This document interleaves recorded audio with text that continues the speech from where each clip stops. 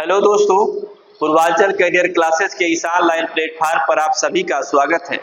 दोस्तों, आज हम सी सेट के दूसरे प्रैक्टिस सेट के साथ आप लोगों के सम्मुख आए हुए हैं। तो दोस्तों, आप सब लोग जान रहे हैं अपनी परीक्षा की तैयारी में सब लोग व्यस्त हैं और परीक्षा का दिन धीरे धीरे नजदीक आ रहा है। तो हम धीरे धीरे आपको 2-4 सेट भी लेकर के आएंगे। आप इसको देखिएगा, आपको निश्चित ही लाभ होगा। दोस्तों, मैथ के जितने चैप्टर हैं मैं आपको प्रैक्टिस सेट में सबको कवर कर लूंगा और रीजनिंग के जितने चैप्टर हैं सबके प्रश्न को मैं कवर करूंगा, ठीक है। और साथ ही साथ कम्युनिकेशन का जो आपको नालंदा पब्लिकेशन हाउस की जो पुस्तक है उसके सभी प्रश्नों को, जो विगत परीक्षा में आए हुए सभी प्रश्न हैं उनको भी मैं यहाँ पर डिस्कस करूंगा। तो आइए आज की क्लास की शुरुआत करते हैं एक प्रश्न से। प्रश्न यह है कि देखिए कि किसी संख्या तथा उसके 3/5वें भाग का अंतर। कोई संख्या मित्रों आपको दी गई है, कोई संख्या है, मान लीजिए ये संख्या आपको मान लो दिया है कि किसी संख्या तथा उसके 3/5वें भाग का अंतर 50 है, तो वह संख्या कौन सी है। तो जब आपको कोई संख्या दी है, आपको पता नहीं है, तो हम मान लेते हैं कि संख्या हमारी क्या है, x है, तथा उस संख्या के अंतर का मतलब माइनस होता है। उस संख्या के 3/5 भाग, ये लिखा है 3/5 का जो अंतर है मित्रों वो कितना है, 50 है। ये आपका जो प्रश्न है दोस्तों ये सॉल्व हो चुका है। अब देखिए, अब इसको सॉल्व करोगे, ये इसको जो प्रश्न में दिया था वही मैंने लिखा है, यही आपको जो लिखा गया है यही आपको प्रश्न में बना करके बोला गया है। यदि आप इसको समझ पा रहे हो, यदि आप इसको समझ लोगे तो प्रश्न लगाने में कोई दिक्कत आपको नहीं होगी। आइए देखते हैं। यहाँ पे देखें, इसको मैं इसका एलसीएम लूंगा तो 5x आ जाएगा और -3x हो गया, अपान कितना हुआ, 5 हुआ, इक्वल टू कितना आएगा, 50 आएगा। दोस्तों ये 50 आ गया, इसको घटाओगे 5x में से 3x घटाओगे तो आएगा 2x और बटे कितना हो जाएगा, 5 हो जाएगा, बराबर कितना हो जाएगा, 50। अब देख रहे हो मित्रों, आप इसको काट सकते हो। देखो 2 एकन्ना में 2 होता है और 2 दूना 4 और 2 पचे 10, यानी 25 दूना होता है 50। 25 दूना कितना होता है, 50 होता है।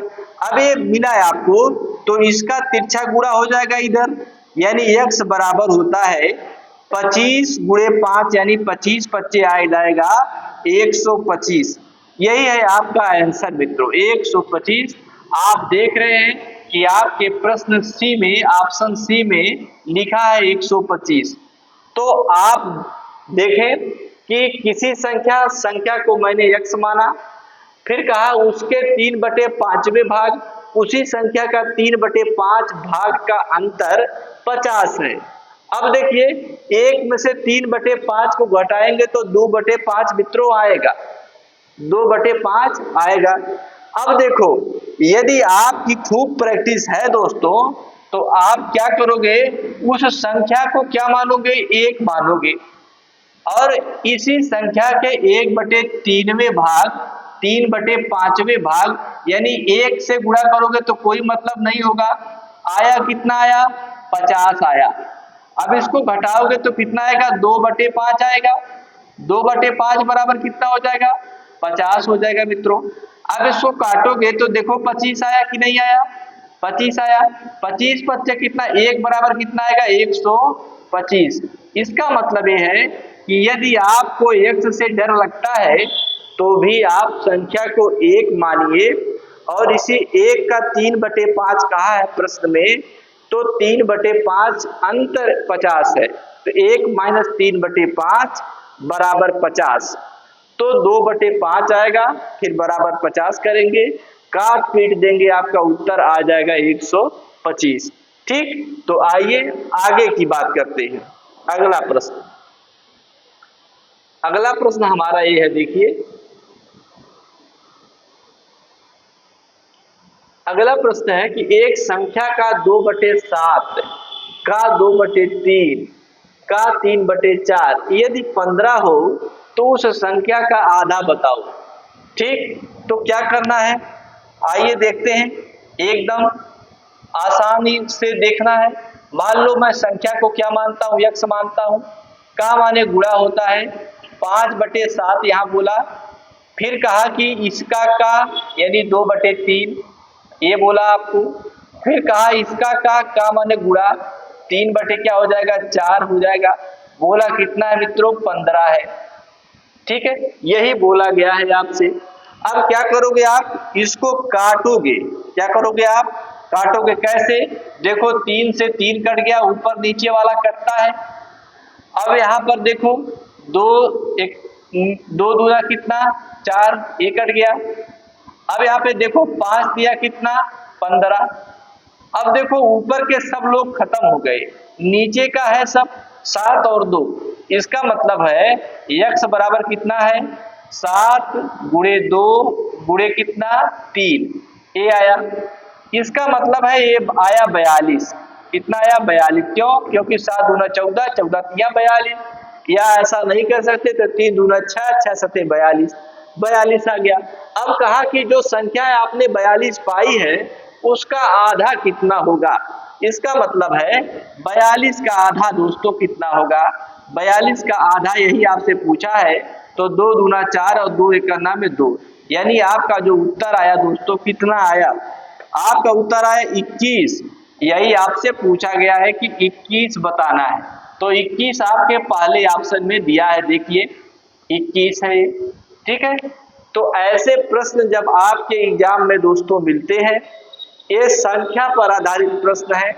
ठीक है, यदि आपको ऐसे मिलते हैं तो एकदम कूल माइंड होकर के केवल जैसे प्रश्न को बोला जा रहा है वैसे आपको लिख लेना है, वैसे लिखोगे। ठीक, आइए आगे चलते हैं। अगला जो हमारा प्रश्न है, देखिए ये बड़ा जबरदस्त सवाल है और एग्जाम में आता रहता है।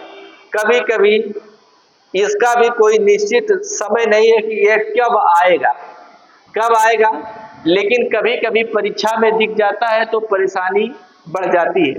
कहा है कि एक व्यक्ति के पास कुछ मुर्गियां और कुछ गायें हैं। ठीक, यदि यही लिख देता कि एक सर्कस में कुछ शेर और कुछ मोर हैं, ऐसा कुछ लिखता। यदि इनके सिरों की संख्या 48 है और पैरों की संख्या 140 है तो आपको बताना है कि मुर्गियों की संख्या मित्रों क्या होती है।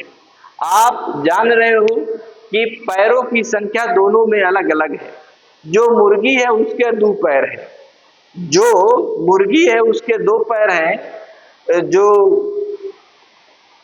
क्या है गाय है उसके कितने पैर हैं, 4 पैर हैं। तो आप 4x + 2y से लगाते, लेकिन इसमें कैलकुलेशन मित्रों लंबा हो जाता। लेकिन मैं आपको एक ऐसा छोटा सा साधारण सा ट्रिक बताता हूं जिससे आपके सभी प्रश्न ऐसे जब रहेंगे तो बन जाएंगे। आइए देखिए, पैरों की संख्या। पैर जब आपको दिखे, पैर की संख्या यदि आपको दिखे तो आप तुरंत 2 से इसमें क्या करेंगे, भाग दे देंगे। क्या दे देंगे, पैर को काट देना है, किससे, 2 से। पैर कितना भैया, 140 पैर है, इसको 2 से काटो। जब 2 से काटोगे तो 70 आएगा। यानी मुर्गी का पैर काट रहे हो 2 से, इसलिए अभी जो आएगा वो 4 पैर वाला आएगा। मुर्गी को काट डाल रहे हो, 2 पैर है मुर्गी के ना, इसको ऐसे याद कर लो। मुर्गी का कितना पैर, 2 पैर है, तो 2 पैर है तो हम पैर को काट रहे हैं, यानी मुर्गी कट रही है। मुर्गी जब कट रही है तो 70 आया, 70 आया। इसी 70 में दोस्तों क्या करना है, आप 48 को घटाना। जब 48 को घटाओगे तो आएगा 22।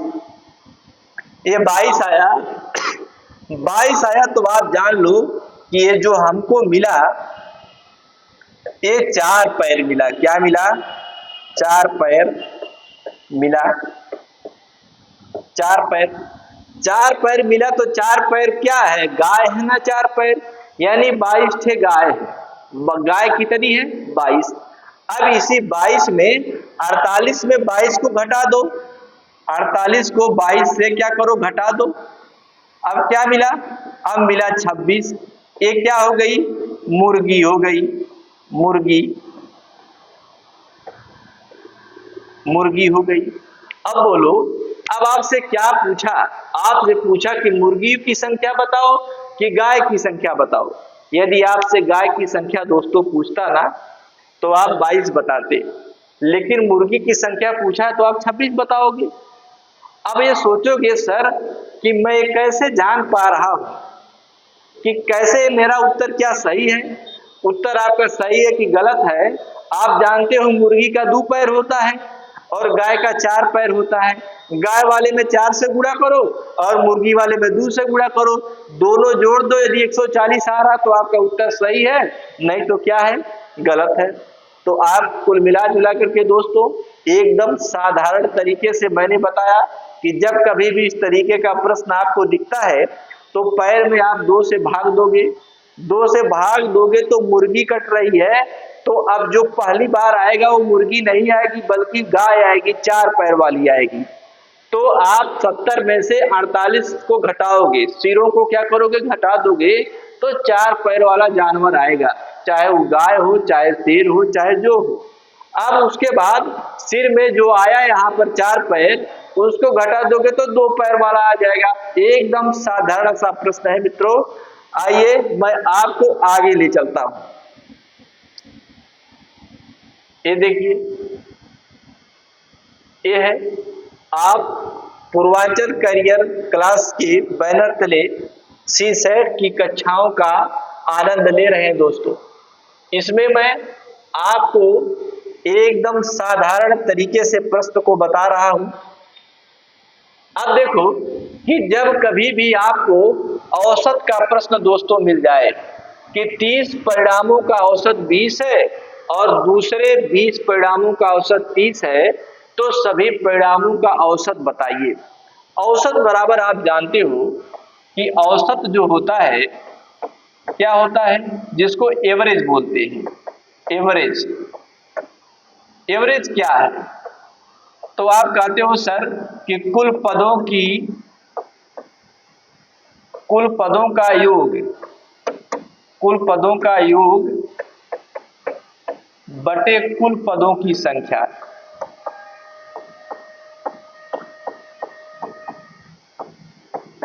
यही तो आपने सूत्र सीखा है, जाना है, इसको हम बचपन से पढ़ते आ रहे हैं। लेकिन क्या मैं इस फार्मूले को लगा करके सवाल अभी हल कर सकता हूं, तो नहीं कर सकते। क्यों, अब देखो 30 परिणामों का औसत दिया है यहाँ पर दोस्तों, क्या दिया है, औसत। तो कुल निकालना है आपको, क्या निकालना है, कुल पहले निकालो। कुल जब निकालोगे दोस्तों तो 30 गुणे 20 करोगे, क्या करोगे, 20 करोगे तो कितना आएगा, 600 आएगा। 3 दूना 6 होता है तो 600, 2 जीरो। इधर 20 परिणाम का औसत कितना है, इधर 20 परिणाम का औसत दोस्तों कितना है, 30 दिया है, 30 दिया है। तो इसका जब कुल निकालोगे तो कितना निकालोगे, 20 गुणे 30 करोगे, यही ना करोगे, 20 गुणे 30 करोगे तो इसका भी 600 आएगा। ठीक है, तो कुल आ गया, यहाँ का कुल 600, वहां का कुल 600, तो 600 कितना, 1200, यानी आया कितना मित्रों, 1200। अब बताओ 1200 कुल पदों का योग आ गया। अब कुल पद कितने हैं, 30 इधर है, 20 इधर, 30 20 कितना, 50, 30 20 कितना हो जाएगा, 50। तो 1 जीरो से 1 जीरो कट जाएगा, 5 दूना 10 और 5 चौके कितना, 20, 5 चौके 20। ठीक है, तो कितना आया दोस्तों, 24 आया। आप देख रहे हैं कि 24 जो है हमारा पहला ऑप्शन दिया है 24। ठीक, इस तरीके का सवाल जब आपको आएगा तो ऐसे लगाओगे। ठीक, आइए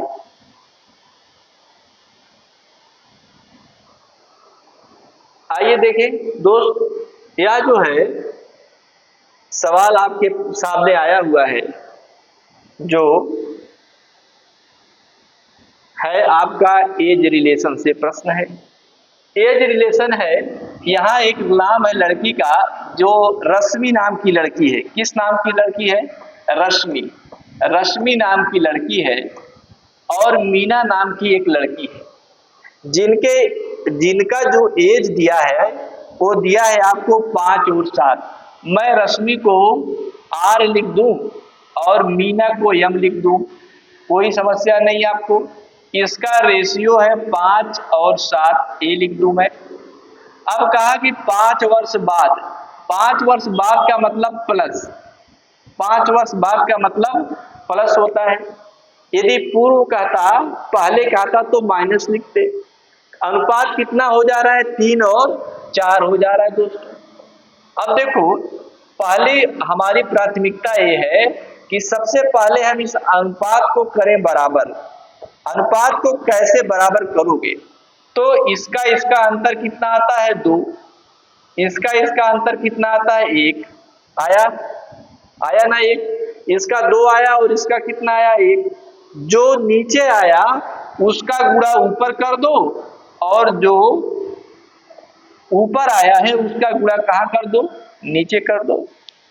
अब देखिए, गुणा सबका हो गया। अब देखो, इसको लिख सकते हो कि 5 और 7, क्योंकि 5 में 1 का गुणा होगा 5 आएगा और 7 का गुणा होगा 7 आएगा।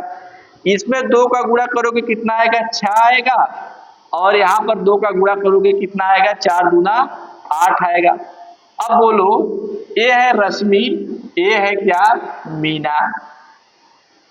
ठीक है, अब इन दोनों को घटाओ। अब बोलो, आ गया 1 अनुपाते 1 का अंतर आया ना? यहाँ पर 1 अनुपाते 1 का अंतर दोस्तों आ गया, आपको मिला, आपने देखा, एकदम आसान है यार। तब आपको जो ये पूर्व या पहले जो लिखा है उसी को 1 बराबर मान लो। 1 बराबर क्या मानोगे आप? 5 मान लिया। 1 बराबर 5 है। ये जो आया है रेशियो, ये 5 साल बाद का है, लेकिन पूछा कि वर्तमान आयु क्या होगी? ये वर्तमान है, वर्तमान आयु कितनी होगी? तो वर्तमान का रेशियो 5-7 है। उसी में 5 से क्या करो? गुणा कर दो। उसी में क्या करो आप? 5 से गुणा करो, यही वर्तमान है। 5 सते 35 और 5 बचे 25। इसका मतलब हुआ कि 25 साल की है रश्मि और 35 साल की है कौन? मीना। ठीक है, आपसे पूछा है कि मीना की वर्तमान आयु क्या है, तो देखो ऑप्शन दिया 24 वर्ष, 30 वर्ष, 40 वर्ष। ज्ञात नहीं किया जा सकता, इनमें से कोई नहीं। ज्ञात तो भाई किया जा सकता है ना, मैंने ज्ञात किया 25 और 35, लेकिन इसमें ज्ञात नहीं किया जा सकता, इसलिए ऑप्शन तो गलत है ना। इसमें से कोई नहीं ऑप्शन होगा आपका। क्या होगा? इसमें से कोई नहीं। ठीक, जब कभी भी इस तरीके का सवाल दोस्तों आता है तो सबसे पहले रेशियो को आप बराबर करोगे। जब रेशियो को आप बराबर कर ले जाओगे तो आपका प्रश्न आसानी से बनेगा मित्रों। नहीं अगर बना पाते हैं तो आप कमेंट बॉक्स में मुझे बताइएगा। हालांकि हमारे पूर्वांचल कैरियर क्लासेस के ऑनलाइन प्लेटफॉर्म पर दोस्तों हम मैथ की संपूर्ण श्रृंखला लेकर के चल रहे हैं। एक एक चैप्टर की क्लासेस चल रही है और चलती रहेंगी। तो आइए आप उसको अपना डाउट क्लियर करने के लिए देख सकते हैं। आइए आगे बढ़ते हैं। ये देखिए, लिखा है कि एक धनात्मक संख्या है, धनात्मक संख्या है। देखिए, संख्याओं के वर्गों का योगफल 100 है, उनके वर्गों का जो अंतर दिया है आपको वो दिया है कितना? 100, 28 दिया है। यानी वर्गों का योग दिया, यानी a square plus b square दिया आपको कितना? 100 दिया है, ये दिया है। फिर बोला कि उनके वर्गों का अंतर बताइए, a square minus b square का अंतर दिया है कितना? 28। अब आपसे बोला कि उनके क्या निकालना है हमें? उन संख्याओं का योग क्या होगा। आइए देखते हैं, इस प्रश्न को हम पढ़ते हैं आसानी के साथ। अब देखो, ये प्लस में है, ये माइनस में है, ये प्लस में है, ये माइनस में है, तो ये क्या हो जाएगा दोस्तों? कट जाएगा। कट गया। अब a और a को जोड़ोगे तो कितना आएगा, 2a² आएगा, बराबर कितना हो जाएगा, 128 हो जाएगा। 100 में 28 जोड़ोगे तो 128 है ना होगा। इसको काटोगे तो 2 छक्के 12 और 2 चौके 8 आया, a² बराबर आया 64। कितना आया दोस्तों, 64 आया। तो a बराबर कितना आएगा, 8 आएगा, क्योंकि आप जानते हो कि वर्गमूल 64 का कितना होता है, 8 होता है।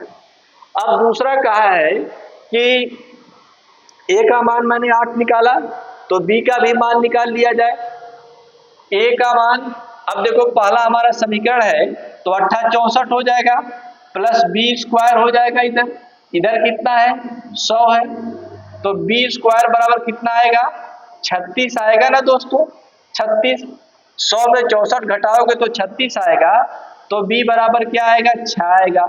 आप कहोगे सर जब हम वर्गमूल लेते हैं तो प्लस माइनस का चिन्ह आता है, तो लेकिन दोस्तों यहाँ पर धनात्मक संख्याओं की बात कही जा रही है, ऋणात्मक नहीं, तो हम प्लस को ले रहे हैं। ठीक है, आइए अब आपसे पूछा है कि a और b का योग बताओ।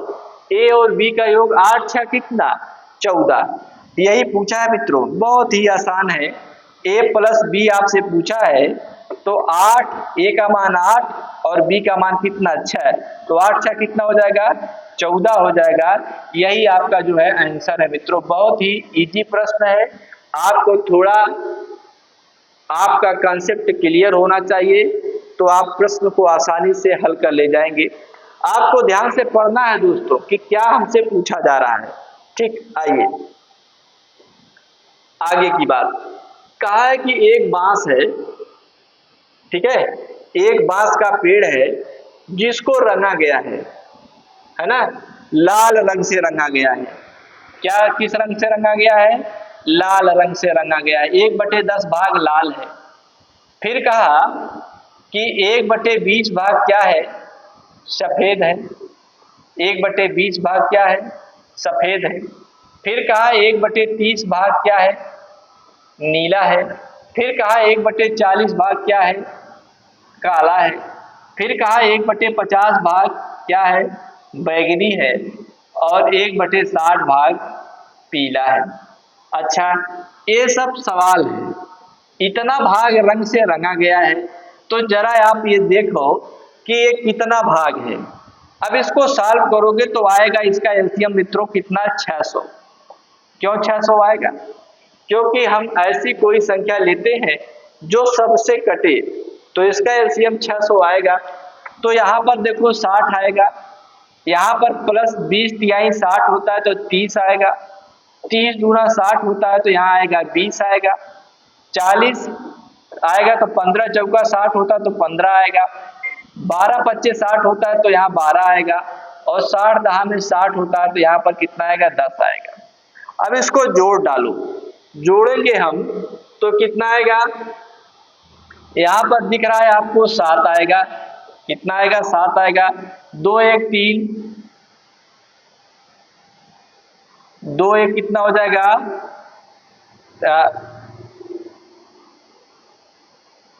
1 1 2 1 3, 3 2 5, 5 3 8, 8 6 कितना, 14, यानी 147 आया मित्रों। ये 600 है। 147 बराबर कितना आया, 600 आया। ये रंग से रंगा गया है। तो आप जानते हो मित्रों कि कोई बांस, एक खड़ा बांस है, तो वो बांस कितना है, 1 है।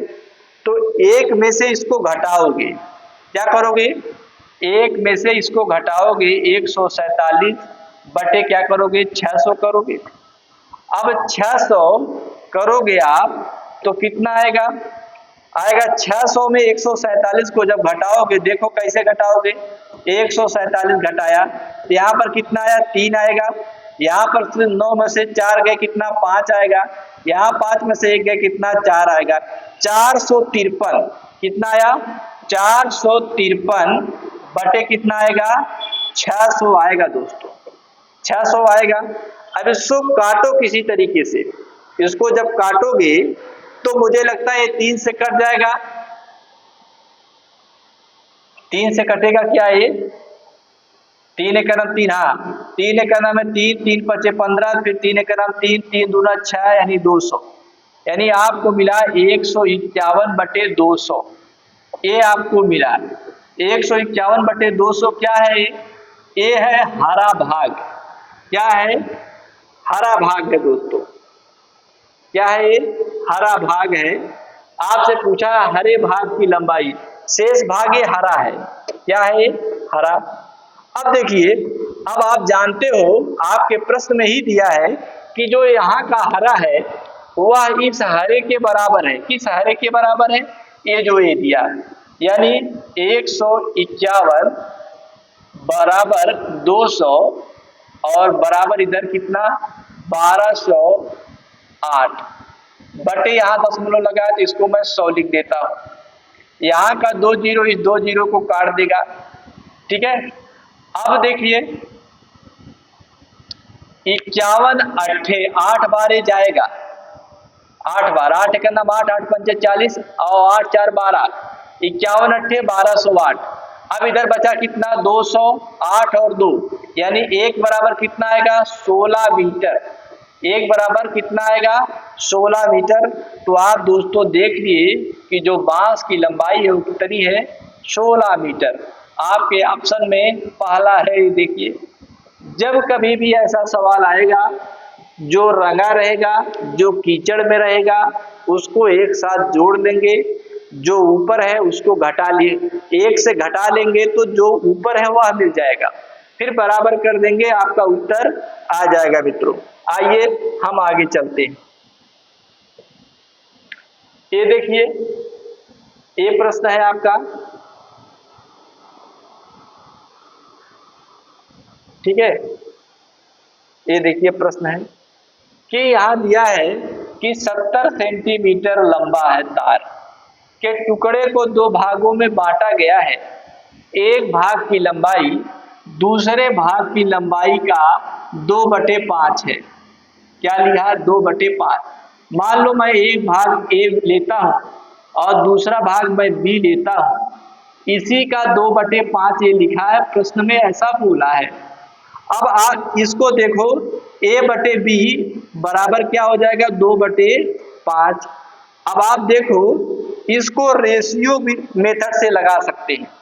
किस मेथड से लगा सकते हैं? रेशियो मेथड से। यानी A का मान आया कितना मित्रों? A का मान आया 2, A का मान कितना आया 2 आया, और B का मान 5 आया। ठीक, आप सब लोग जानते हो कि जब A/B इस तरीके का दिया रहता है और 2:5 रहता है तो हम क्या अनुपाती योग नहीं निकालते? अनुपाती योग निकालते हैं। अब बताओ सबसे छोटा टुकड़ा का कौन होगा? A बराबर होगा 2/7। 2/7 को 70 से गुणा करोगे। अब B बराबर होगा 5/7, इसको 70 से गुणा करोगे। ठीक, अब इसको काटोगे तो यहाँ आएगा 10। कितना आएगा 10? 10 गुना कितना 20 सेंटीमीटर। क्या आया 20 सेंटीमीटर। यहाँ पर 10 आएगा, इसको काटोगे तो 10 बचे कितना आएगा 50 सेंटीमीटर। तो आपसे दोस्तों पूछा क्या है? आपसे पूछा कि सबसे छोटा भाग क्या है, तो सबसे छोटा भाग कितना है 20 सेंटीमीटर। ये है आपका। ठीक, जब कभी भी इस तरीके का प्रश्न आएगा तो आप हल कर ले जाओगे। इतना करने की कोई जरूरत नहीं है दोस्तों। आपका दिया 2/5 भाग, आपको स्पष्ट रूप से दिख रहा है प्रश्न में कि मेरा छोटा भाग 2 है और बड़ा भाग 5। ठीक है, मेरा छोटा भाग कितना है 2 है और बड़ा भाग 5 है। तो दोनों भाग का अनुपाती योग निकालोगे तो 7 आएगा।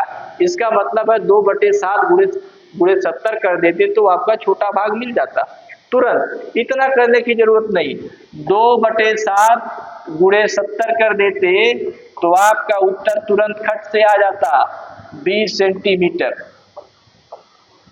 आपके प्रश्न में दिख रहा है। आपको मैं इतना ही बताता तो आप जान जाते, इतना बताते तो आप कहते कि सर जी ने ट्रिक बताया। लेकिन ये कितने दिनों तक, यदि बड़ा भाग पूछ लेता तो ये करना पड़ता, इसलिए मैं एक साथ दोनों को बताते हुए चल रहा हूं मित्रों। आइए आगे चलते। ये देखिए, ये दिया है हमारा, एक बेसिक जानकारी आपसे मांगी गई है जिसमें आप अभाज्य संख्याओं के बारे में, को प्राइम नंबर के बारे में आपसे पूछा गया है। को प्राइम नंबर जिसे आप कहते हैं, को प्राइम नहीं, इसको सअभाज्य नहीं, अभाज्य संख्या है, प्राइम नंबर की बात बोली जा रही है। अभाज्य संख्याएं पूछी गई हैं आपसे, अभाज्य संख्याएं।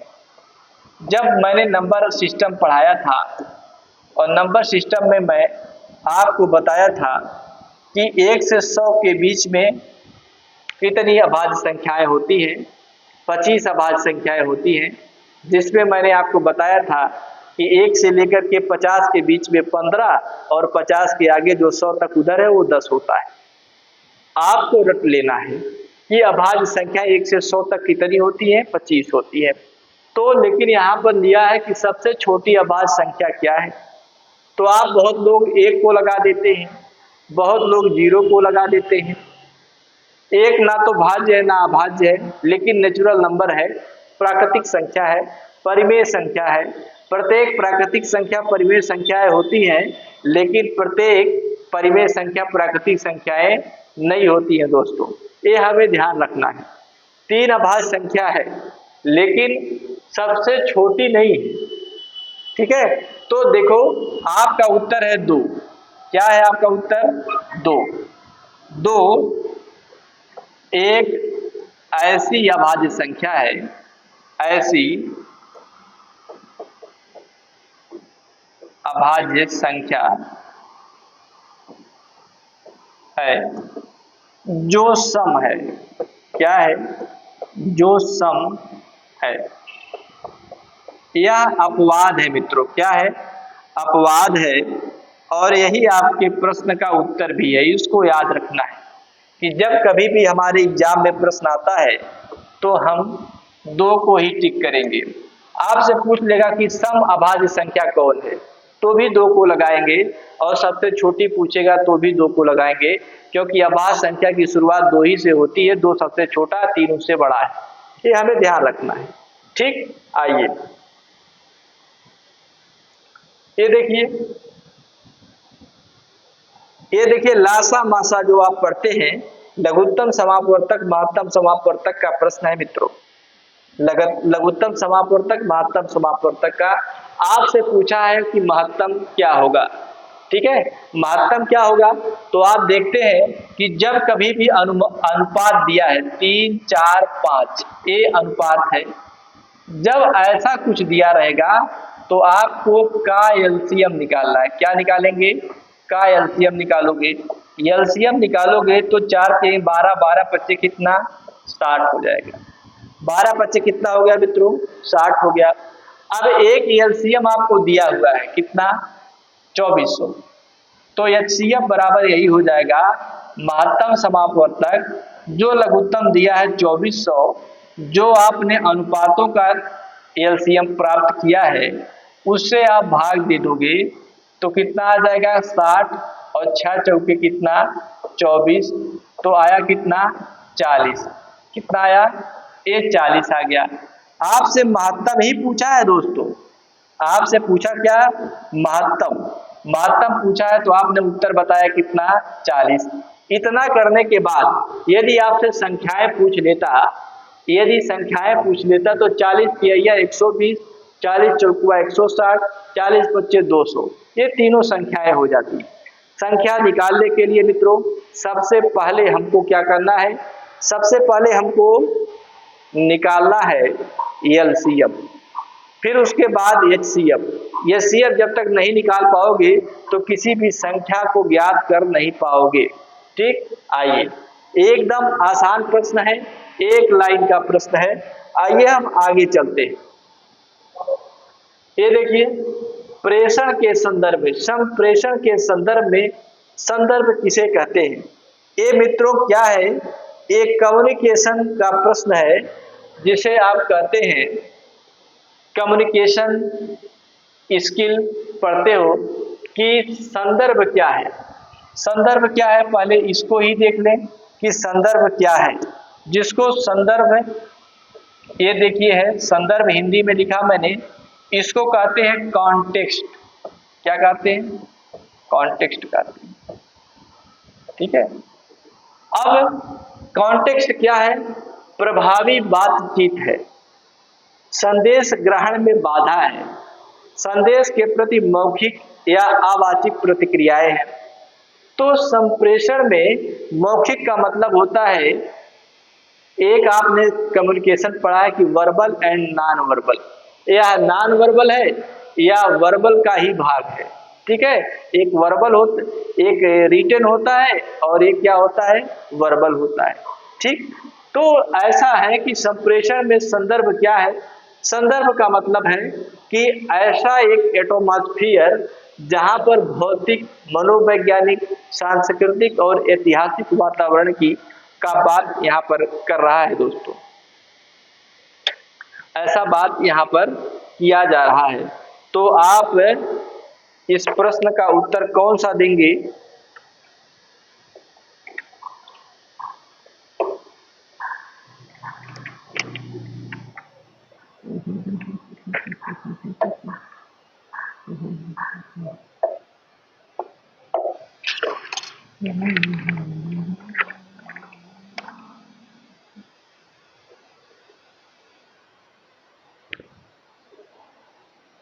ये देखिए, इसमें संदर्भ में भौतिक,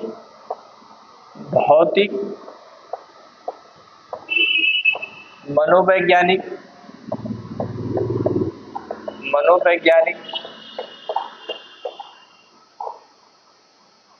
सांस्कृतिक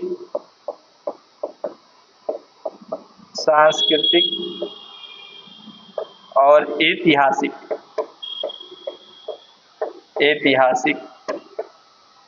जो वातावरण है, जो क्या है, वातावरण है, वह जो है किसी संप्रेषण का, किसी कम्युनिकेशन का संदर्भ निहित करता है। ठीक है, कि संप्रेषण के संबंध में संदर्भ किसे कहते हैं?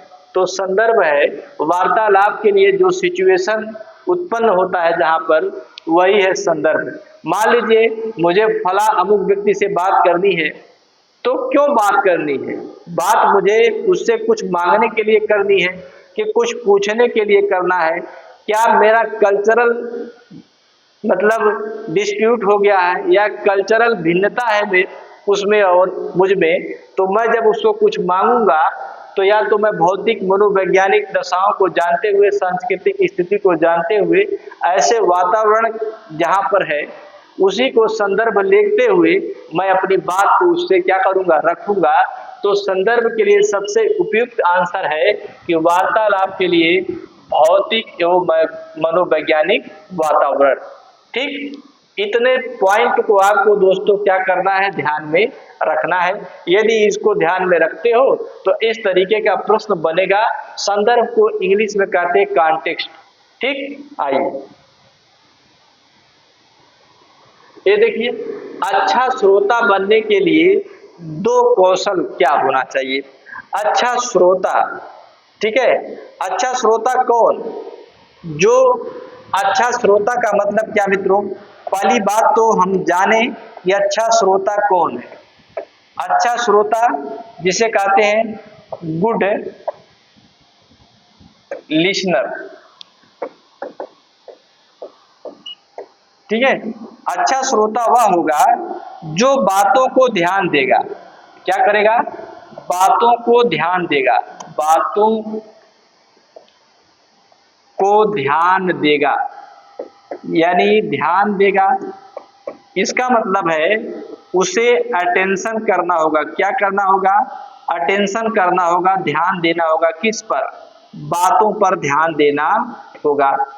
दूसरी बात है कि हमने संचार कोई किया, किसी व्यक्ति से हमने संचार किया, तो संचार सही हुआ कि गलत हुआ, अच्छा श्रोता वह तब होगा जब मैंने कुछ बोला और उसका फीडबैक मुझे मिला, यानी प्रतिपुष्टि भी होनी चाहिए। क्या होनी चाहिए? प्रतिपुष्टि भी होनी चाहिए। प्रतिपुष्टि का मतलब होता है फीडबैक। फीडबैक फीडबैक थोड़ा सरल लगता है और प्रतिपुष्टि थोड़ा गहरा शब्द लगता है दोस्तों। आप फीडबैक, अब आप देखो कि अच्छा श्रोता बनने के लिए क्या जरूरी है। हम ऑप्शन पढ़ते हैं, ध्यान देना, जब आवश्यक हो तब अपनी अरुचि देना। अरुचि जब आ जाएगा तो आप अच्छे श्रोता हो, आपका मन नहीं लग रहा बात सुनने में, इसलिए गलत हो गया। ध्यान देना तथा दिए गए संदेश के प्रति उपयुक्त सूचकों से अनुक्रिया करना। जब आदमी कोई कम्युनिकेशन कर रहा है और आप उसमें टिबिर टिबिर बोल रहे हैं, और जब बोलोगे तो क्या अच्छा कम्युनिकेशन होगा? इसलिए यह भी क्या होगा? गलत होगा। अनुक्रिया नहीं करनी आपको, आपको ध्यान से सुनना है, उसके बाद आपको फीडबैक देना है। ठीक, अगला दिया है, एक समय में एक साथ कई संदेश सुनना तथा सकारात्मक समालोचन करना। एक साथ, जब एक साथ कई संदेश आपके पास आएंगे तो ऐसी स्थिति कोलाहल की उत्पन्न हो जाएगी। जब कोलाहल की उत्पन्न हो जाएगी तो कई संदेशों में आप संदेशों को आप भिन्न नहीं कर पाओगे, सेपरेट नहीं कर पाओगे। जब सेपरेट नहीं कर पाओगे तो अच्छी तरीके से सुन नहीं पाओगे, समझ नहीं पाओगे, और जब समझ नहीं पाओगे तो फीडबैक नहीं दे पाओगे। इसलिए अभी क्या हो गया मित्रों? गलत हो गया। तो मैंने अच्छे श्रोता के लिए दो बातें लिखी है कि ध्यान देना, क्या दोगे? ध्यान दोगे, अटेंशन दोगे। उसके बाद प्रतिपुष्टि प्रदान करना, फीडबैक प्रदान करना, यही अच्छे श्रोता की, गुड लिसनर की विशेषता है मित्रों। जब कभी भी ऐसा प्रश्न आएगा तो आप इन दो बातों को ध्यान में रखना है और ऑप्शन में निगेटिव जो पद है उसको काटना है। जैसे अरुचि आ गया, कटपिट। अनुक्रिया आ गया, जब क्लास में कोई टीचर पढ़ा रहा है उसको फटाफट आप खड़े होकर के उससे क्या कर रहे हो? प्रश्न पूछ रहे हो, इधर का उधर लेके जा रहे हो, तो आप तो समझ नहीं रहे हो।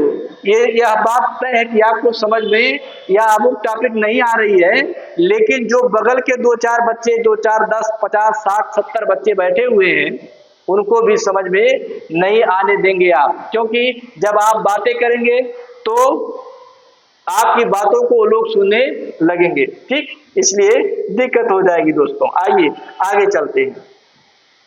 एक सक्रिय श्रोता द्वारा एक तकनीक जिसे प्रयोग में लाया जा सकता है वह है क्या? वह क्या है?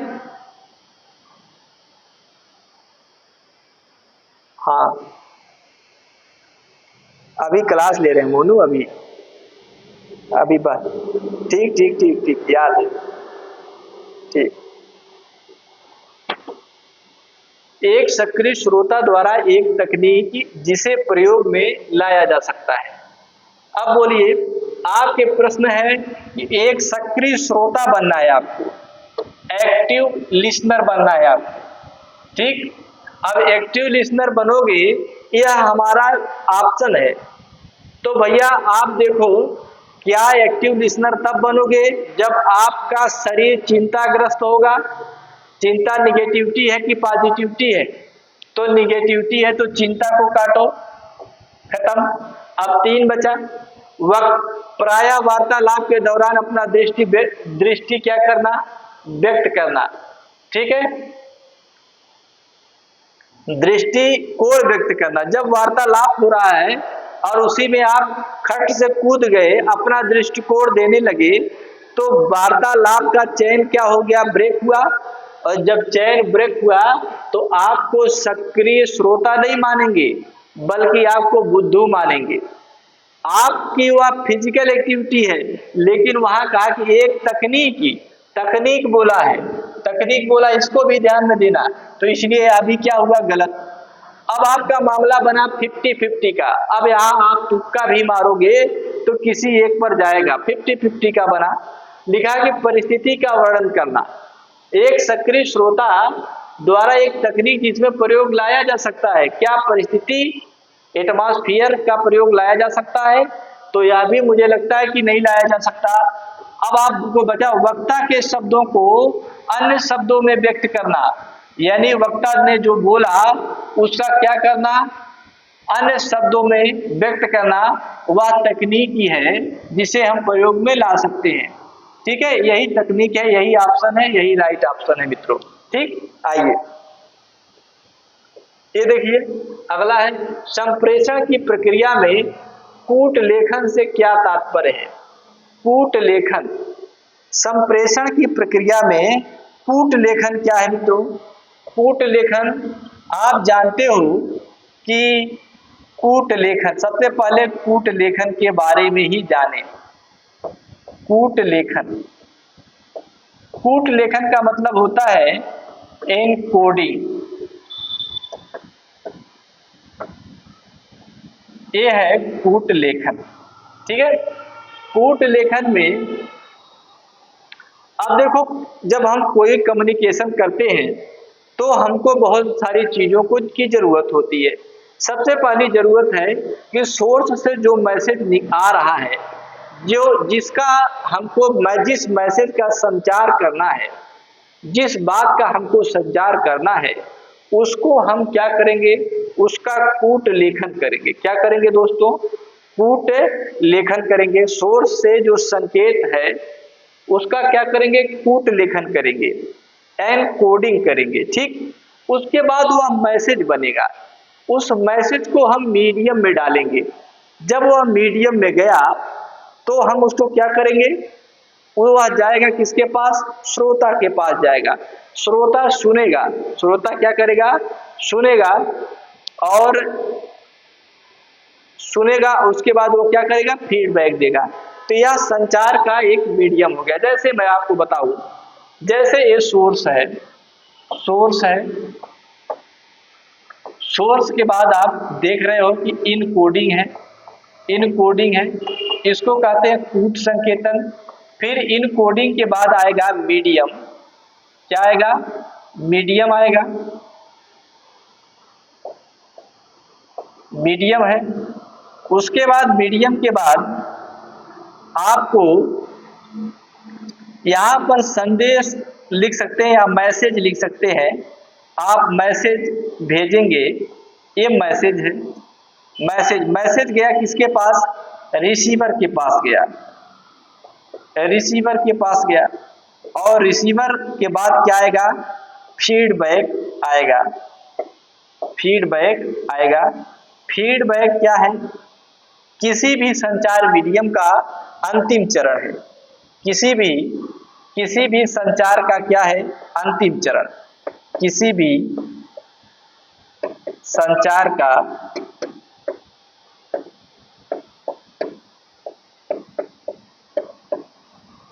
अंतिम चरण, किसी भी संचार का अंतिम चरण है फीडबैक। और एनकोडिंग जो है, जिसे आप कहते हो कूट संकेतन, कूट संकेतन, ये है आपका प्रथम चरण। क्या है, प्रथम चरण है। अब आपसे यदि प्रश्न आ जाए कि किसी भी सूचना को प्रेषित करने के लिए सबसे पहला चरण क्या है, तो आप बताओगे कूट संकेतन। अंतिम चरण क्या है, फीडबैक। यहां से आपको दो प्रश्न मिल सकते हैं, पहला कूट संकेतन का, दूसरा फीडबैक का। अब आइए, अब लिखा है कि संप्रेषण का कूट लेखन क्या है। कूट लेखन इसका भाग है, ये संचार का जो प्रोसेस है उसी का भाग है कूट लेखन। कुछ नया निर्माण करने की कोशिश करना। ठीक है, क्या नया निर्माण, यह अवरोध उत्पन्न करेगा। जब तक कूट संकेतन नहीं करोगे तो अवरोध तो होगा नहीं, इसलिए गलत है।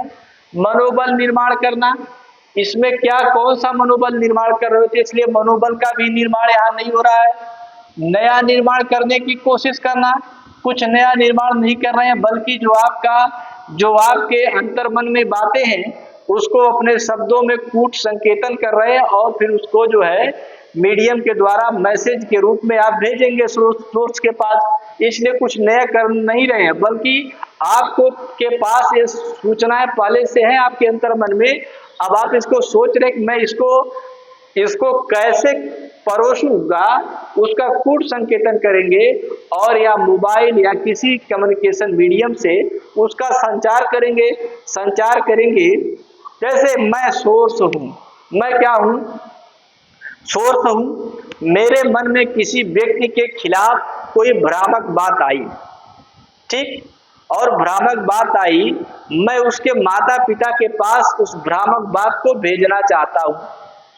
तो सबसे पहले मैं अपने अंतर मन में यह सोचूंगा कि मैं किस प्रकार इस सूचना को उसके पास पहुंचाऊं कि उसके माता पिता अमुक व्यक्ति को खूब पीटे, है ना। तो मैं अपने मन में कूट संकेतन करूंगा कि ऐसा ऐसा मैं लिखूंगा। तो मैंने उस मीडियम अपने मोबाइल के व्हाट्सएप या मोबाइल जो व्हाट्सएप का प्लेटफॉर्म है या मीडियम है, इस पर मैंने उस बात को लिखा। जब लिख दिया तो वह बन गया मैसेज। क्या बन गया? अभी मैंने मैसेज को लिखा है, वो भेजा नहीं। जब तक भेजा नहीं तब तक वह मैसेज नहीं बना।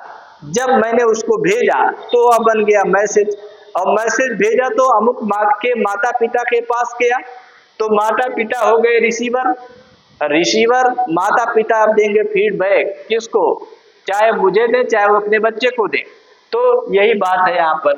तो नया निर्माण नहीं करना, बल्कि कूट संकेतन में संकेतों को तंत्रिकी आवेगों में परिवर्तन करना होता है। ठीक, आइए आगे बात करते हैं। अच्छे श्रोता बनने के लिए 2 कौशल, या प्रश्न रिपीट हो गया है, मैं इसको डायरेक्ट टिक कर देता हूं, आप जान जाएंगे, या डायरेक्ट मैं इसको टिक कर देता हूं, इसको व्याख्या करने की जरूरत नहीं है।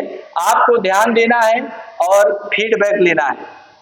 ठीक, आइए अगला है, एक अवाचिक संप्रेषण का उदाहरण है। अवाचिक संप्रेषण का मतलब मित्रों क्या होता है? Non verbal communication. आपने नॉन वर्बल कम्युनिकेशन पढ़ा है, जो हमारी क्लास थी उसमें मैंने आपको बताया था। उसमें आपको एक चीज बताया था, काइनेसिक्स बताया था। काइनेसिक्स में मैंने आपको बताया था कि शारीरिक भाव भंगिमा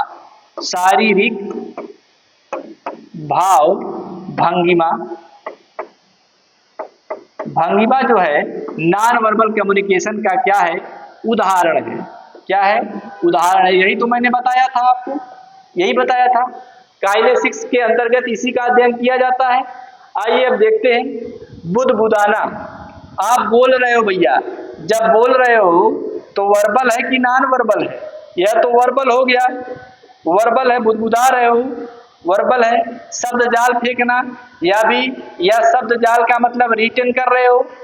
क्या कर रहे हो? रिटर्न कर रहे हो, चिल्ला रहे हो आप। चाक्षुष संपर्क का मतलब आंख है, आंख से कुछ इशारा कर रहे हो, यही है शारीरिक हाव भाव या भंगिमा।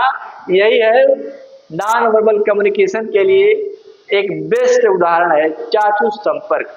हाथ ही हिलाना, एक उंगली से कहना कि चुप रहो, इसका मतलब यह है कि अमुक व्यक्ति क्या कर रहा है? नॉन वर्बल कम्युनिकेशन कर रहा है।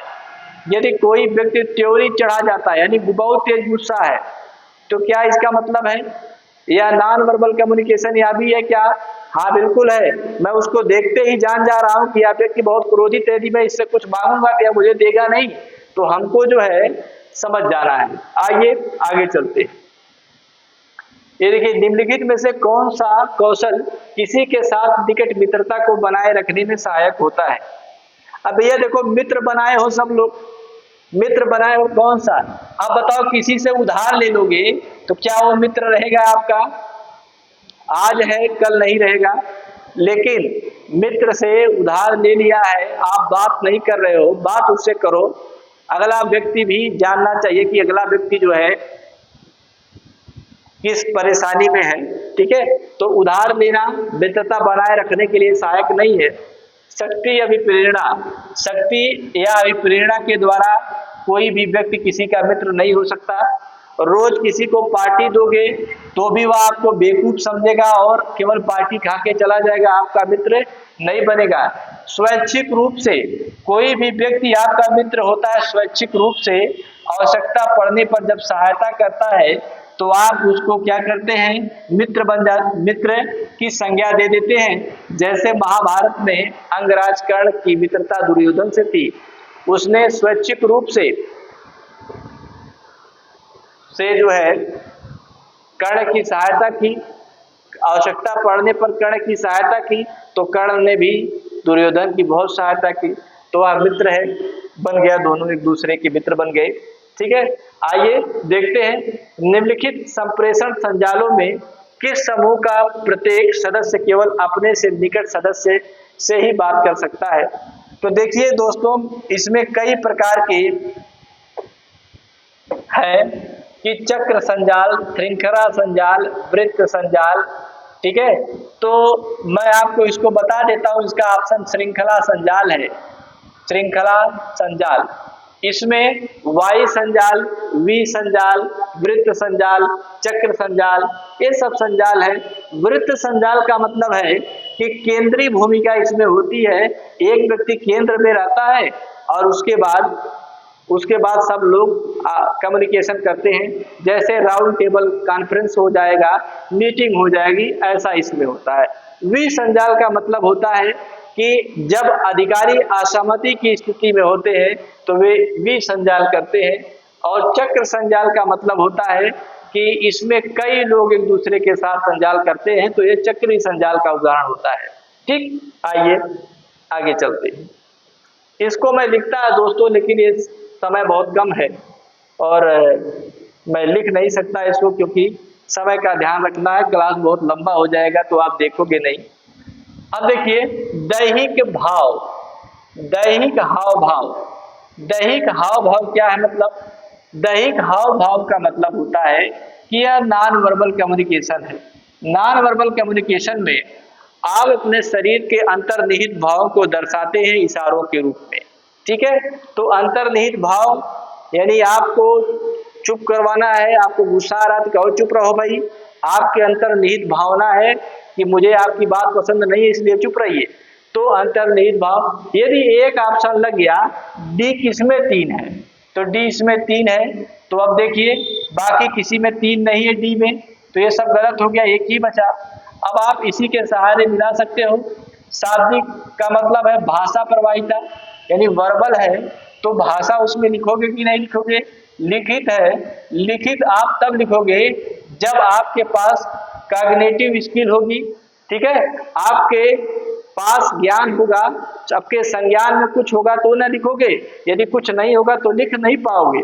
ठीक, आइए अब देखो संकेत। संकेत का मतलब है सामाजिक सांस्कृतिक कारक संकेत के लिए उत्तरदायी होते हैं, तो यह जो है यह सब ठीक है। आइए ये देखिए हमारा 20वां प्रश्न है। मैंने आपको बताया था कि क्लास में बताया था, ये सब मैंने पढ़ा दिया है। इस तरीके का मैंने एक डायग्राम दोस्तों बनाया था, इस तरीके का मैंने एक डायग्राम आपको बनाया था और बताया भी था कि इस तरीके का जो होगा, यहाँ बांस है और इस तरीके का है, एक कम्युनिकेशन हो रहा है। यहाँ देखिए,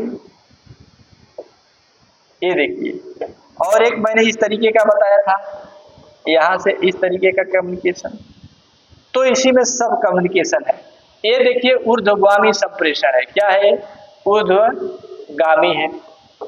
इसमें ऊर्ध्वगामी संप्रेषण में ऊर्ध्वगामी है, ये है अधोगामी है, क्या है?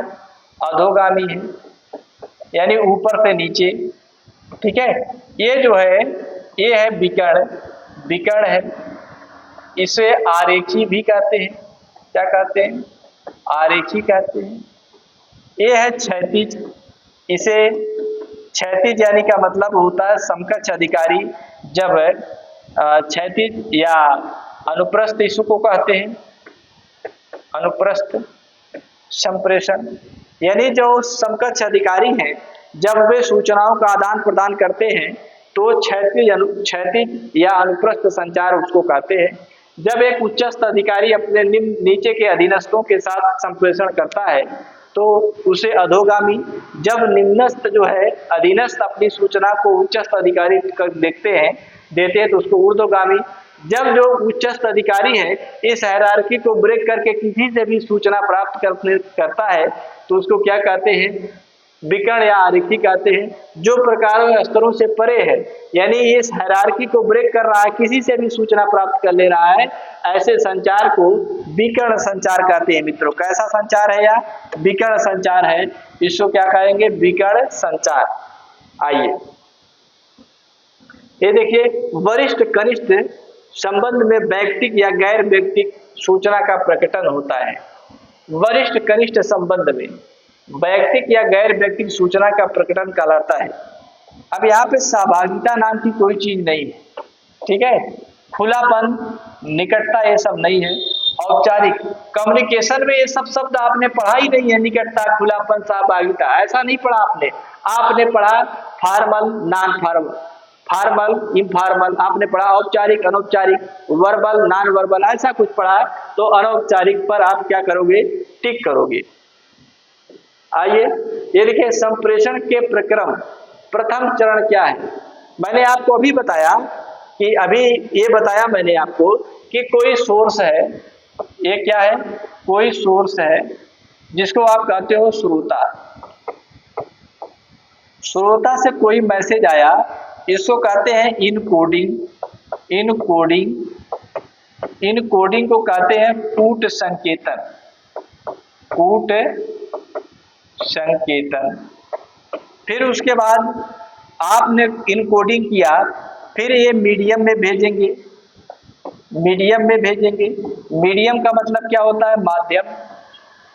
माध्यम, माध्यम के बाद एक क्या जाएगा? मैसेज जाएगा। मैसेज, मैसेज को क्या कहते हैं? संदेश कहते हैं, ठीक है। ये संदेश गया किसके पास?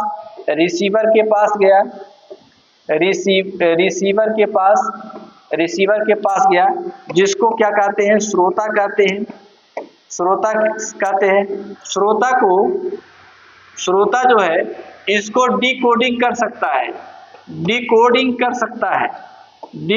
सकता है। आप समझने के लिए एक अगला चरण इसमें शामिल हो सकता है, डिकोडिंग। नहीं तो ये फीडबैक है, जिसको कहते हैं हिंदी में प्रतिपुष्टि कहते हैं। तो आप देख रहे हैं यहाँ से कुछ बातें, ये जो है ये प्रथम चरण है। क्या है? संचार का प्रथम चरण ये है, ठीक। और अंतिम चरण ये है, ये अंतिम चरण है, ठीक। अब यदि आएगा आपको तो इसको याद रख लेंगे। सोर्स में इनकोडिंग, कूट संकेतन, माध्यम, मैसेज, संदेश, इतना यदि याद रहेगा तो कोई भी चीज आपसे पूछा जाएगा आप इसको आराम से बता दोगे। तो आपको प्रथम चरण में क्या दिख रहा है कि कूट संकेतन। ये देखिए अगला है कोलाहल। कोलाहल क्या है? कोलाहल पर्यावरणीय स्थिति को दर्शाता है दोस्तों। किसको दर्शाता है? कोलाहल पर्यावरणीय स्थिति को दर्शाता है।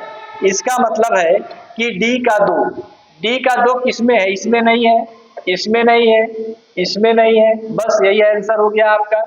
ए का क्या है? चार शब्द भंडार यानी भाषा। दूरी क्या है? दूरी संरचनात्मक होती है।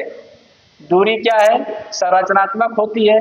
जल्दबाजी क्या है? पारिस्थितिकी होती है। बस हो गया, कोई एक करके आपको कर लेना है।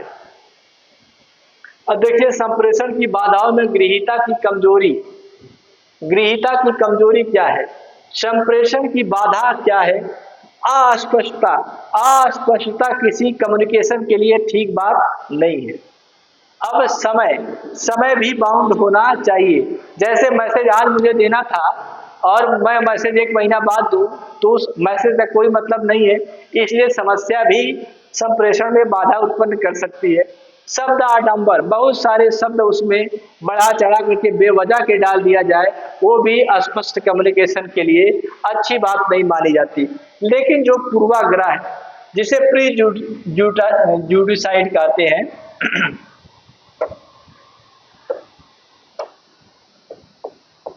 प्रीजुडिसाइड इसको कहते हैं। क्या कहते हैं इसको? डाइस, इसको कहते हैं प्रीजुडाइस,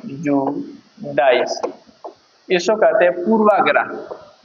पूर्वाग्रह का मतलब जैसे किसी व्यक्ति से आपने समझ लिया कि यह अमुक व्यक्ति मुझे कुछ नहीं बता सकता, मुझे कोई बात समझा नहीं सकता, क्या आप उसकी बातों को समझने के लिए उत्सुक रहेंगे? जब उत्सुक नहीं रहेंगे तो यह तो संचार की सबसे बड़ी बाधा है।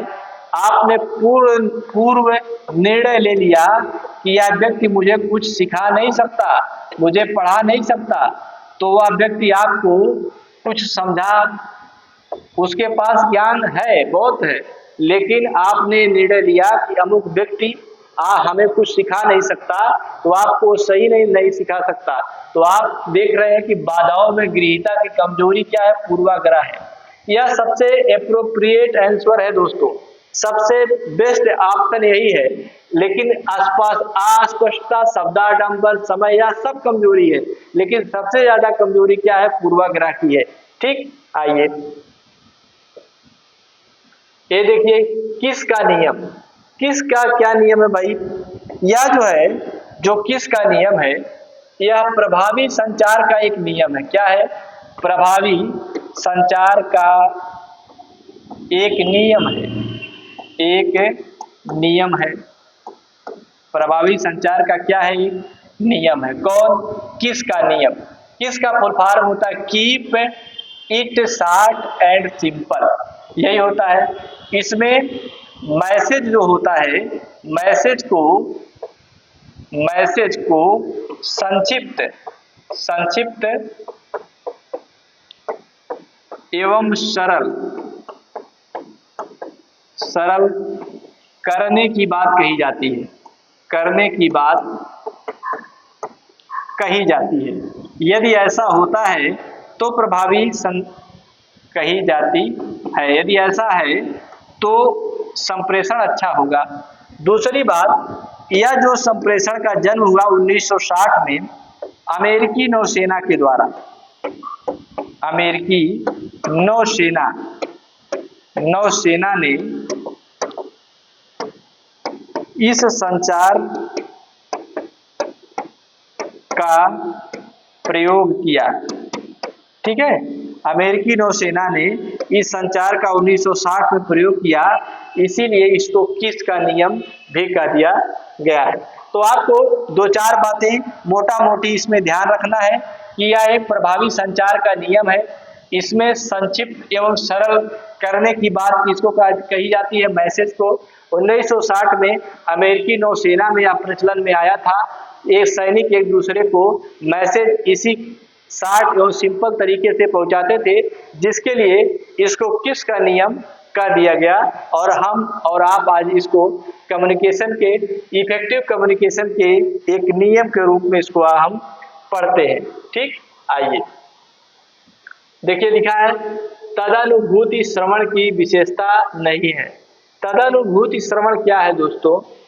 तदानुभूति श्रवण, इसको कहते हैं इम्फैटिक लिसनिंग। इसको क्या कहते हैं? इम्फैटिक लिसनिंग कहते हैं।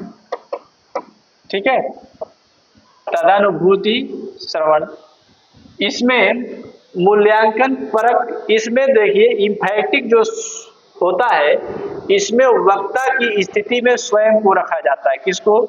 वक्ता की स्थिति में स्वयं को रखा जाता है। स्थिति में स्वयं को रखा जाता है। वक्ता की स्थिति में स्वयं को रखना इम्फैटिक लिसनिंग की या तदानुभूति श्रवण का क्या है? एग्जाम्पल है वक्ता की देह भाषा का प्रेक्षण प्रयोग करना। ठीक है, तो ये तो है भाई, वक्ता की स्थिति को स्वयं पे रखना है, देह भाषा का प्रेक्षण करना है, संप्रेषण की विषय वस्तु एवं भावनाओं दोनों पर ध्यान केंद्रित करना है। यह इम्फैटिक लिसनिंग की यह विशेषता होती है, यह इसकी विशेषता है। 3 इसमें लिखी गई है विशेषता। ठीक है, एक तो मैंने लिख दिया है, दो आपके ऑप्शन है। यह मूल्यांकन परक होना चाहिए, ऐसा इसमें नहीं है, जो इसका राइट आंसर है। ठीक है, बी ऑप्शन इसका सही है। बाकी इस सब की विशेषता आपको ऑप्शन में दी गई है, मैंने लिखा नहीं है। ठीक, आइए ये देखिए प्रश्न है कि एक्स वाई 3:2 है। तो अब देखो इसको मैं क्या करूं, यहाँ पर देखो 3 2 कितना हो जाएगा 5, 5 से इसमें मैं भाग दूं तो 5 करने में 5 5 अट्ठे 40, 18 पचे 90, 90 आ गया, 18 आ गया। तो पहले मैं 18 को पहले देखूं, 18 किया कितना 54 और 18 दूनी कितना 36। अब पूछा है ये x का मान है दोस्तों, किसका मान, x का मान 54 आया और y का मान कितना आया 36 आया। अब इसी को कहा है कि घटा करके बताओ x माइनस वाई बताओ, यानी 54 माइनस क्या 36 करोगे तो 14 में से 6 गए 8 और 4 में से 3 गए 1, कितना आएगा 18 आएगा। कितना आएगा 18। ठीक, 18 आपको आएगा, वहां पर 18, वहां का 18 नहीं लिखना है आपको। ठीक है, आइए त्योरी चढ़ाने का क्या मतलब है। त्योरी चढ़ाने का मतलब है कि त्योरी कैसे चढ़ती है, जब आप किसी के ऊपर गुस्से में रहते हैं तो त्योरी चढ़ जाती है, चिढ़ हो जाना।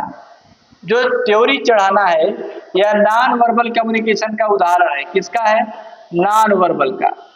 नॉन वर्बल का यह एग्जाम्पल है जबकि ऊब, अविश्वास, अधीरता इससे कोई संबंध नहीं है। ठीक है, ऊब का मतलब यह नकारात्मक संदेश यह भी है, लेकिन त्योरी चढ़ाने वाला दूसरा ही बात है। आइए ये देखिए 78 को 2 भागों में बांटना है। 78 को 2 भागों में इस प्रकार विभाजित किया जाता है कि पहले भाग के 4 गुना और दूसरे भाग के 5 गुना का अनुपात 14:15 है। तो पहला भाग क्या है, आइए देखते हैं। एक मान लो मुझे 78 को बांटना है, किसको बांटना है मित्रों, 78 को बांटना है मुझे। इस 78 को बांटना है, मान लो मैं एक x मान लेता हूं इसको 78 और एक मान लेता हूं 78 माइनस x मान लिया, ये दूसरा भाग हो गया। अब कहा है कि पहले भाग का 4 गुना यानी 4x हो गया, दूसरे भाग का क्या 5 गुना यानी 78 x माइनस कितना x इंटू 5। अब कहा है कि कितना हो जा रहा है 14:15 हो जा रहा है, 5 दिया कितना 15, 2 दूना 4 और 2 सत्ते कितना 14। अब देख रहे हैं कि अब यहाँ पर मेरा कुछ काम हो गया है। यहाँ पर 3 दूना 6x मैं लिख दूंगा, यहाँ 7 था तो 78 गुणे क्या कर देंगे 7 और माइनस कितना 7x, या इधर आएगा तो 13 आएगा, 13x बराबर 78 गुणे कितना 7, 13 छक्के कितना 78, x बराबर कितना 42, x बराबर कितना आया 42। आपसे पूछा पहला भाग कितना 42, और यदि दूसरा भाग पूछता तो 78 में से 42 घटा देते तो आपको कितना मिलता 36 मिल जाता। दूसरा भाग कितना है 36 है, पहला भाग कितना है 42 है। ये देखिए दिया है कि 3 संख्याएं हैं, 3 संख्याएं हैं जो 1:2:1/2 2/3 के अनुपात में है। सबसे बड़ी और सबसे छोटी संख्या का अंतर 27 है, तो छोटी संख्या बताइए। ठीक, आइए देखते हैं। जब इस तरीके का प्रश्न मिले दोस्तों, 1/2 दिया है आपको दिया है 1/2 अनुपात 2/3, फिर अनुपात दिया 3/4। तो ऐसे प्रश्न को आप जानते हैं रेशियो कभी भिन्न में नहीं होता, उसको हम क्या करते हैं सरल करते हैं। तो सरल करने के लिए एलसीएम लेते हैं, जिसका एलसीएम 12 आएगा। तो 12 आएगा तो 12 में 2 से भाग देंगे तो 2 छक्के 12 और 12 में भाग देंगे 3 चौके 12, 8 आ जाएगा, 4 तिहाई 12, 3 त्रिका 9 आ जाएगा। इसका मतलब है कि इसका रेशियो आएगा 6 8 9। कितना आएगा इसका एलसीएम रेशियो 6 8 9।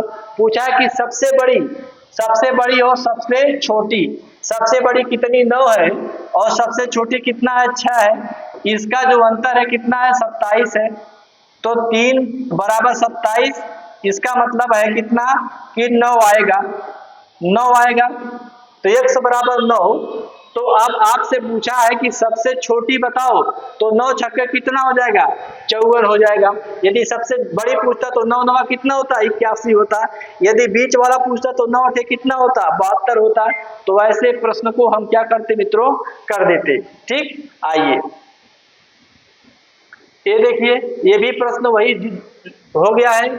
ठीक है, तो इसमें 9 छक्के 54 आपको कर देना है। ठीक, तो 2 बार ये प्रश्न आ गया है, तो इसमें हल नहीं करना है इसको। अब देखो ये प्रश्न दिया है कि कहा है कि 9 में 15 में इसमें जोड़े, यानी कहा है कि 9 प्लस एक्स कर दो और 15 प्लस एक्स कर दो और बराबर कर दो 21 प्लस एक्स कर दो और क्या कर दो आप 31 प्लस एक्स कर दो।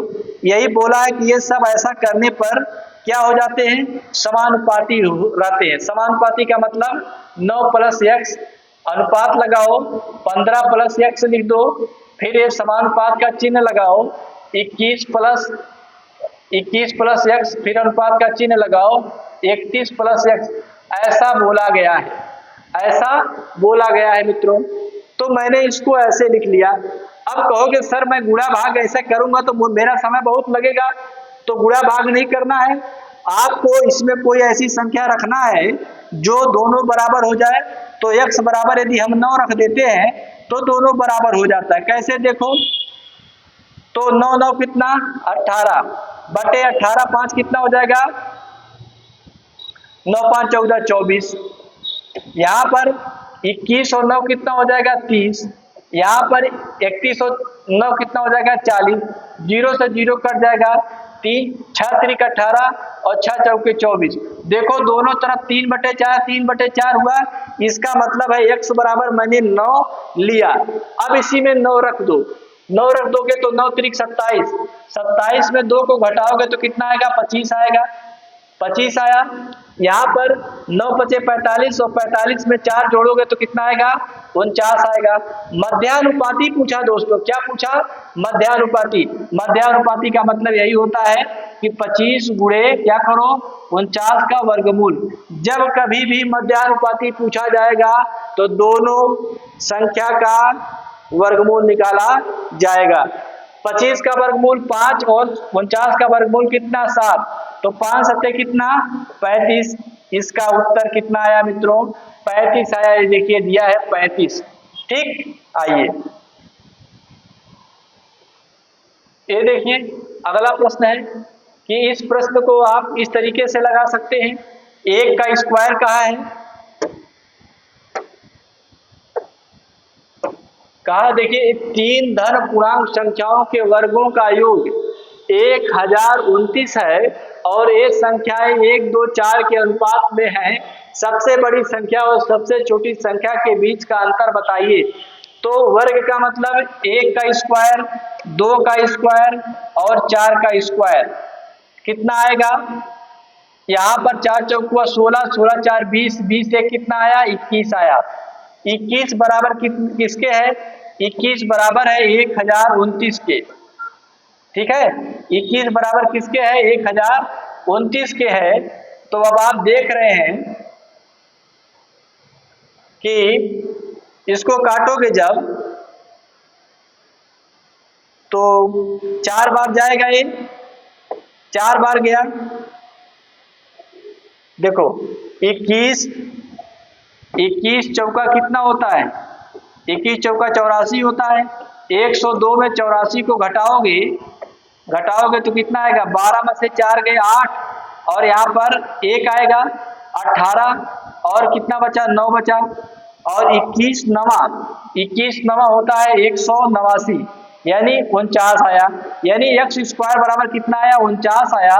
तो x बराबर कितना आएगा मित्रों 7 आएगा। x बराबर कितना आया 7 आएगा। जो है। अब आप देख रहे हैं कि यहाँ से कौन सा अनुपात हमको सबसे बड़ा दिख रहा है, तो आप कहोगे कि 4 दिख रहा है। और सबसे छोटा कौन दिख रहा है आपको? 1 दिख रहा है। तो 4 सत्ते कितना हो जाएगा? 28। और यहाँ पर 7 रखोगे 7, तो 28 में से 7 को घटाओगे तो कितना आएगा? 15 आएगा। 28 7 कितना हो जाएगा? 15 हो जाएगा मित्रों। ठीक, आइए ये देखा जाए। अगला प्रश्न है, यह जो है आपका प्रश्न नहीं है। ठीक, ये देखिए, कहा है कि दो संख्याओं का जो अनुपात है वह 3:5 है। पहली संख्या में 8 और दूसरी में 7 जोड़ते हैं, यानी 3x में हम क्या जोड़ते हैं? 5 जोड़ते हैं। और उसके बाद दूसरी संख्या जो 5 है उसमें हम क्या जोड़ते हैं? 7 जोड़ते हैं। तो जो हमारा अनुपात है वो 2:3 हो जाता है। 2:3 क्या हो जाता है? 3 हो जाता है। तो अब देखो, इसमें मैं यदि 1 रख देता हूं, यदि मैं 1 रख देता तो क्या हो जाता? प्रत्येक संख्या में यदि 6 जोड़े तो क्या होगा? ठीक है, अभी देखते हैं। यदि मैं 1 रखता तो 5 3 8 और 7 5 12 हो जाता। ठीक है, तो 4 दूना 8 4 3 12। इसका मतलब है कि यदि मैं x बराबर 1 रख दूं तो ये 2/3 बराबर हो जाएंगे। अब देखो, मुझे अब क्या करना है कि यदि प्रत्येक संख्या में मैं 6 जोड़ता, क्या इसी संख्या में 3x में यदि मैं 6 जोड़ता और 5x में मैं यदि 6 जोड़ता तो क्या होता? x बराबर 1 रखेंगे तो 6 3 कितना? 9 और 6 5 कितना? 11। तो प्रत्येक संख्या में 6 जोड़े जाने पर उनका अनुपात क्या होगा? 6 3 9 और 6 5 कितना हो जाएगा? 11 हो जाएगा। तो 9:11 क्या मित्रों आएगा? 11 आएगा। तो यहाँ पर 9:11 है, 14 नहीं है। ठीक है, 9:11, यही आपका ऑप्शन क्या हो जाएगा? सही हो जाएगा। ठीक, आइए, मैं 35 प्रश्न आपको करवा चुका हूं दोस्तों। ये 36 नंबर का प्रश्न है कि दो संख्याएं हैं जो 7:5 के रेशियो में है, उनमें से प्रत्येक को 40 कम करने पर अनुपात इतना हो जाता है, तो संख्याओं के बीच का अंतर बताइए। ये भी जबरदस्त प्रश्न है कि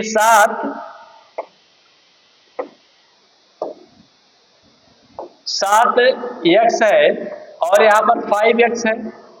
ये लिया कि अनुपात इसमें से प्रत्येक में से 40 कम कर रहे हैं, प्रत्येक में से 40 कम कर रहे हैं, तो इनका अनुपात कितना हो जा रहा है? 27 और 15 हो जा रहा है। क्या क्या हो जा रहा है? 27 और 15 हो जा रहा है। इसका मतलब है मित्रों कि मैं 7 का कोई ऐसा पहाड़ा पढ़ूं, 7 5 35 7 6 42 7 7 49 7 8 56 7 10 70। यदि 7 10 70 में 40 घटाता, यदि 7 9 63, यदि x बराबर मैं 9 लिखूं, x बराबर 9 लिखूं तो 7 9 63 और -40 करेंगे। यहाँ पर 9 5 45 करेंगे और -40 करेंगे। क्या भाई? 5 है तो कितना आएगा? यहाँ तो 27 आ रहा है, यहाँ 27 आ रहा है। 9 5 45 में हम किसको घटा रहे हैं? प्रत्येक में 40 कम करने पर, उनमें से प्रत्येक को 40 कम करने पर अनुपात कितना हो जा रहा है? इतना हो जा रहा है। 45 अगर घटाओगे तो 5 आता है। ठीक है, नहीं 17, यहाँ पर 17 दिया है। क्या दिया है? 17 दिया है। 17 दिया है, तो 17 कैसे आएगा? 5 7 35, 5 10 में 50, यदि 50 कर देते तो भी नहीं होता। ठीक है, तो इसका मतलब ये है दोस्तों कि इसका गुणा करना पड़ेगा। डायरेक्ट फीड करने के बाद नहीं आ रहा है, तो देखते हैं कि क्या होता है इसमें। आइए देखते हैं, इसका करेंगे तो 7 7 कितना हो जाएगा? 49 हो जाएगा। 7 7 49 और 7 4 11, ये हुआ -40। 4 7 कितना? 28 हो गया और 4 2 कितना हो जाएगा? 6 हो जाएगा, यानी 680 बराबर। फिर करेंगे 5 7 35, 5 दूनी 10 3 13, x हो जाएगा -4 7 28 और 4 दूना 8 2 10 हो जाएगा। ये आ गया। अब 135 में 1080, ये लिखा 1080 में 680 को घटाना है हमको। अब देखो 400 आ जाएगा, यहाँ पर 400 आ गया। 135 में मुझे 119 को घटाना है, किसको? 15 में से 9 के कितना आएगा? 6 आएगा, यानी 16x आया। तो 16x बराबर कितना आएगा? 400 आएगा। तो 4 चौकुआ 16, ये देखो 10, 100 आया। 4 दूना 8, 4 पच्चे 20, यानी x बराबर कितना आया मित्रों? 25 आया। x बराबर कितना आया? 25 आया। अब कहा है कि दोनों संख्याओं के बीच का अंतर बताना है। x बराबर 25 आया, तो इसको रखोगे 25 गुणे 7 करोगे आप, तो कितना आएगा? 5 सत्ते 35 और 7 दूना 14, 3 कितना हो जाएगा? 17। अब फिर आप देखो 5x लिखा है, 5 गुणे 25 करोगे तो 25 पच्चे 125 हो गया। इसको घटाओगे तो कितना आएगा? 50। 50 उत्तर इसका आएगा कि नहीं आएगा? यहाँ पर देखिए 50 दिया है। तो इस तरीके का प्रश्न को ऐसे कर सकते हो। ठीक, आइए अब देखिए अगला सवाल है 3 4 के अनुपात में प्रत्येक में 30 बढ़ाने पर। इसको आप कमेंट बॉक्स में दोस्तों आप बताएंगे, आंसर लगा करके आप बताइएगा। उसी तरीके से यह भी लगेगा, जहां घटाना था यहाँ जोड़ना है। आप देख रहे हो कि मैं देख ले रहा हूं एक बार इसको, क्योंकि आप लोग 3x में कितना बढ़ाना है? 30, और 4x में कितना बढ़ाना है? इसमें भी 30 बढ़ाना है। अनुपात कितना आ रहा है? 9 बटे कितना? 10। अब कोई ऐसा काम करो कि उधर 9 बटे 10 आवे। 3 दूना 6 करोगे तो 36 हो जाएगा, और 4 9 36 हो जाएगा, और यहाँ पर यदि 4 दूना 8 करोगे तो 38 हो जाएगा, जो 10 को नहीं बना पाएगा। ठीक है, तो इसको आप काट पीट करके देख करके कमेंट बॉक्स में आप मुझको बताएंगे मित्रों। आपके आंसर का मुझको इंतजार रहेगा मेरे कमेंट बॉक्स में। इस 37 नंबर के प्रश्न को आपको जरूर उत्तर देना है मित्रों। आइए हम आगे चलते हैं। अगला प्रश्न है कि एक स्कूल में लड़कों और लड़कियों का अनुपात 27-23 है, और लड़के और लड़कियों की संख्या का अंतर 200 है। ये देखो प्रश्न, ये बहुत अच्छा है, जबरदस्त। अंतर है संख्या का 200, अनुपात का अंतर है 4, यानी 4 बराबर कितना हो जाएगा? 200। 4 बराबर 200, तो देखो 4 पच्चे 20, यानी 50 आ गया। लड़कों का जो रेशियो है वह 27 है, तो 27 गुणे 50 कर दोगे जब, तो मेरा उत्तर आ जाएगा। इसका मतलब है 5 सत्ते 35, 5 दूना 10, 3 13, 1350 क्या है? लड़के हैं। यदि लड़की पूछता तो 23 से गुणा करते 50 में। ठीक है, आइए आगे चलते हैं। ये देखिए दो संख्याओं का अनुपात दिया है 5 8, ए और बी प्रत्येक में 5 जोड़ा जाता है तो अनुपात 2 और 3 हो जाता है।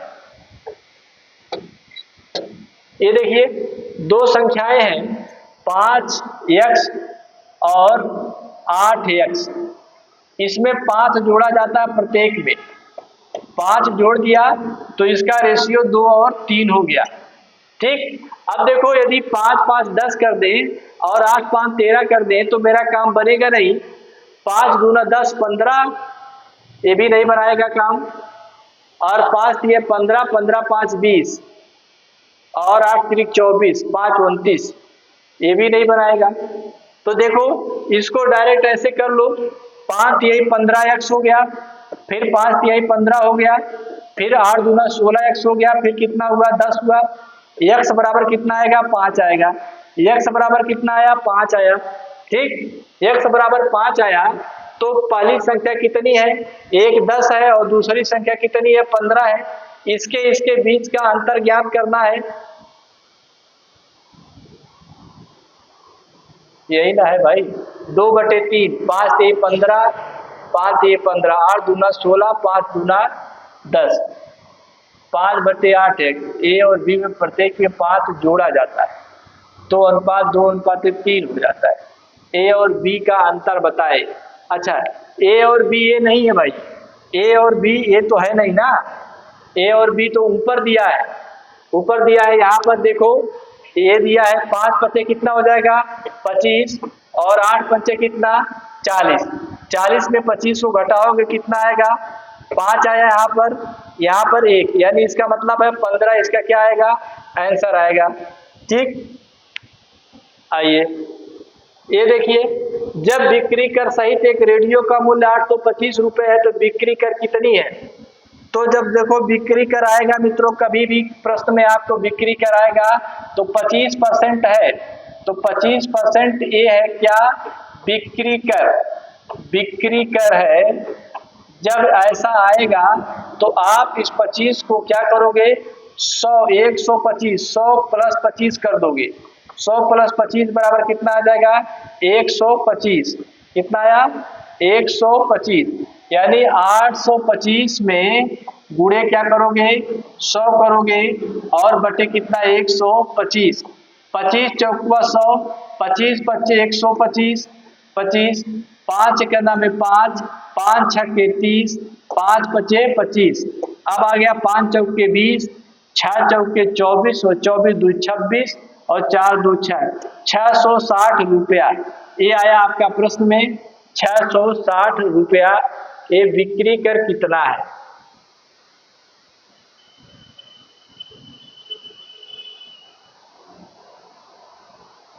ठीक है, तो आइए इसको छोड़िए, प्रश्न को देखते हैं बाद में। निम्नलिखित सब थोड़ा हमको जल्दी है। निम्नलिखित संप्रेषण के पक्षों में से बेमेल पद ज्ञात कीजिए। ठीक है, बेमेल पद क्या करना है कि किसी भी संप्रेषण में बाधा जो है बेमेल पद तो ज्ञात करना है। तो व्यवहार का अर्थ ही ऐसा है जो इस टर्म में नहीं आता है। व्यवहार का अर्थ विषयों की प्राथमिकता होनी चाहिए। पहुंच जो है बाधा, पहुंच और बाधा का संबंध है, या जो है दोनों संप्रेषण में आते हैं। विषयों की प्राथमिकता होती है लेकिन व्यवहार का अर्थ नहीं होता है। तो दोस्तों आज के लिए सिर्फ इतना ही। अगले क्लास में मैं पुनः तीसरे प्रैक्टिस सेट के साथ आऊंगा और आपको सभी डाउट क्लियर करूंगा। धन्यवाद दोस्तों।